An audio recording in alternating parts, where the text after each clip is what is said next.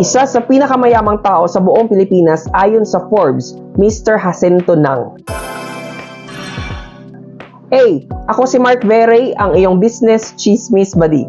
Ano nga ba ang business ni Mr. Jacinto Nang? Si Mr. Jacinto Nang ang founder at owner ng Rebisco. Kilalang kilala natin si Rebisco, tama ba?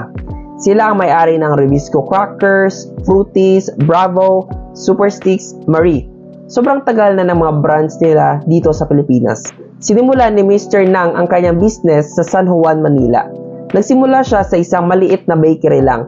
Tapos nung naging successful ang bakery niya, ay tinayo na niya ang company niya na kilala natin ngayon bilang Rebisco. Si Mr. Jacinto Nang din pala ang dating chairman ng Asia United Bank or AUB.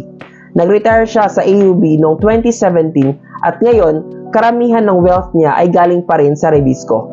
For more business chismis tulad nito, please like and follow.